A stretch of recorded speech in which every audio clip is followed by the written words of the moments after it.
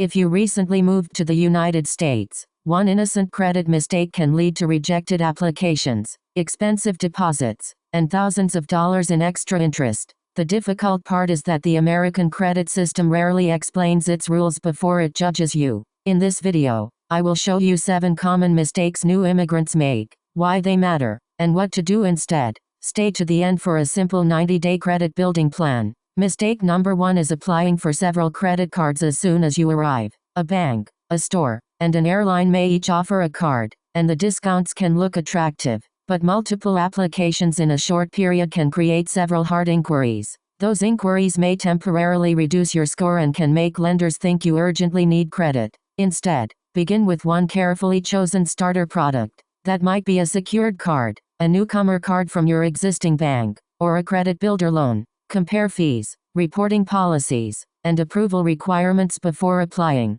One suitable account used well is more valuable than 5 rushed applications. Mistake number 2 is assuming that regular debit card use builds a credit history. A debit card spends money directly from your checking account. It can help you manage cash, but normal debit purchases are not reported to the 3 major credit bureaus. To build credit, you generally need an account that reports your payment activity. Use a credit card for 1 or 2 predictable expenses, such as a phone bill or a streaming service. Then pay the statement balance in full by the due date. You do not need to carry debt or pay interest to build a strong credit history. Mistake number 3 is using most of a small credit limit. Imagine your first card has a $500 limit. Spending $400 may feel reasonable if you plan to repay it, but the balance reported to the bureaus could show 80% utilization. High utilization can hurt your score even when every payment is on time. A common guideline is to remain below 30%, but lower reported utilization is often better.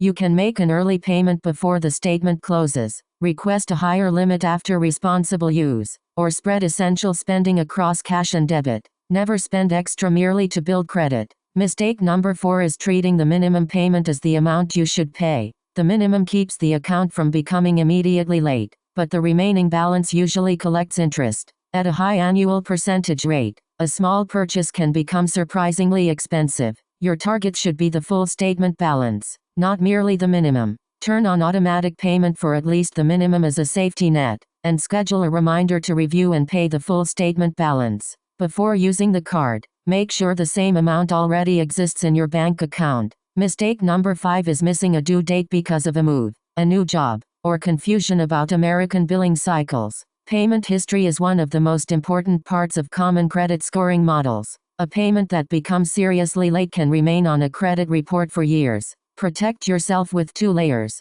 automatic payment and calendar alerts. Keep enough money in the linked bank account, and confirm that automatic payment actually processed. If you make a mistake, contact the lender quickly. A courteous request may help with the first-time fee, although credit reporting corrections depend on the facts and the lender's policies. Mistake number 6 is closing your first credit card as soon as a better card becomes available. Older accounts can help demonstrate a longer credit history, and closing a card may reduce your total available credit. That can increase utilization. If the first card has no annual fee, consider keeping it open and using it occasionally for a small purchase. If it has a fee, ask whether the issuer can change it to a no-fee product without closing the account. Never keep an expensive or unsuitable product only for a score, but understand the trade-off before making the decision. Mistake number 7 is watching only a score and never reviewing the underlying credit reports. A score is a summary. The reports contain the accounts, balances, inquiries, and payment records used to create that summary. Errors, mixed files, or unfamiliar accounts should be investigated. Use annualcreditreport.com, the federally authorized source, to request your reports. Review your name, addresses, accounts, limits, balances, and payment history. If something is inaccurate, follow the Bureau's dispute process and keep records. Do not pay a company merely because it promises to erase accurate negative information. Here is a simple 90-day plan. In the first week, open a checking account, create a basic budget, and review starter credit products without submitting multiple applications. Apply for one appropriate account. Put one small recurring expense on it. Enable transaction alerts and automatic payment. Each week, check that spending remains low. Each month, review the statement and pay the full statement balance by the due date. After 3 statements, review your reports and confirm that the account is being reported correctly.